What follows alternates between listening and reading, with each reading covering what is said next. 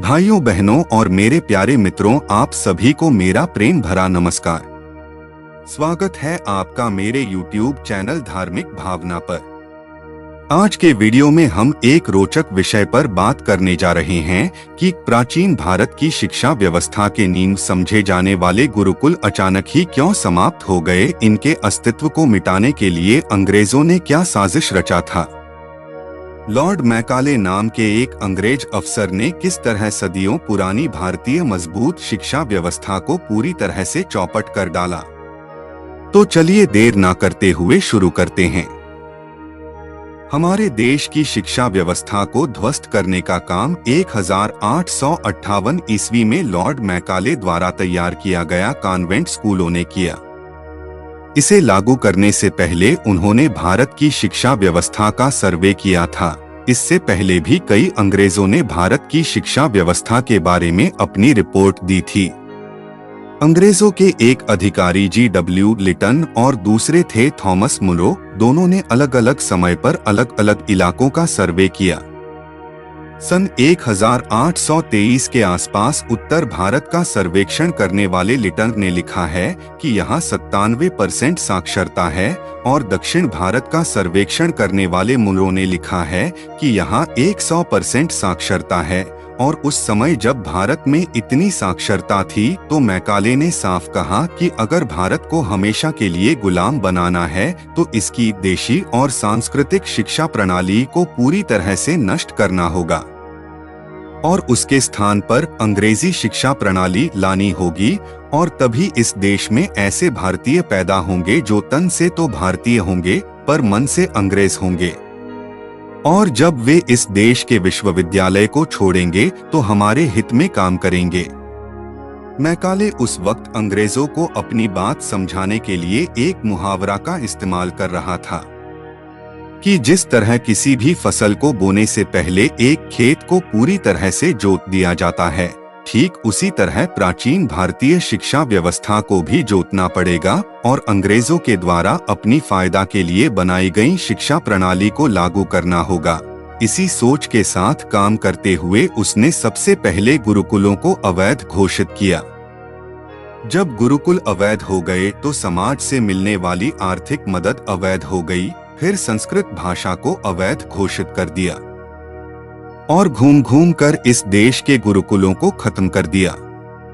उसने उनमें आग लगा दी। उसने उन शिक्षकों को बुरी तरह पीटा जो उनमें पढ़ाते थे और उन्हें जेल में डाल दिया।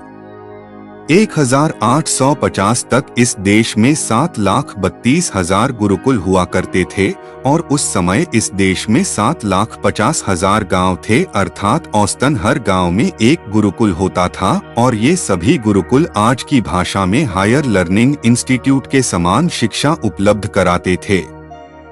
इन सभी में 18 विषयों की पढ़ाई होती थी और इन गुरुकुलों को राजा महाराजा नहीं बल्कि समाज के लोग चलाते थे और इन गुरुकुलों में शिक्षा निःशुल्क दी जाती थी।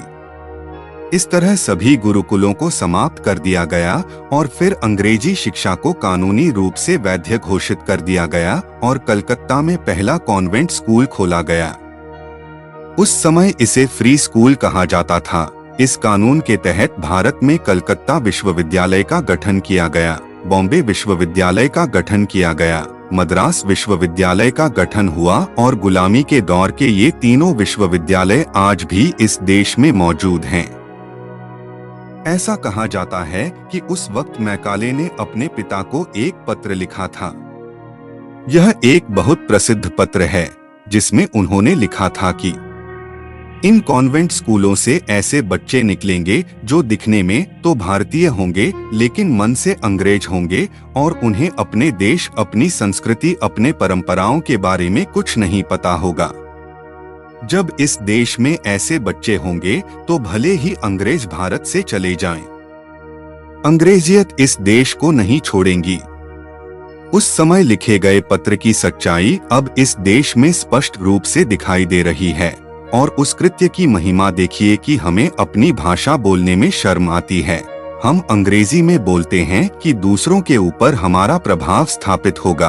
अरे हम अपने आप में हीन हैं।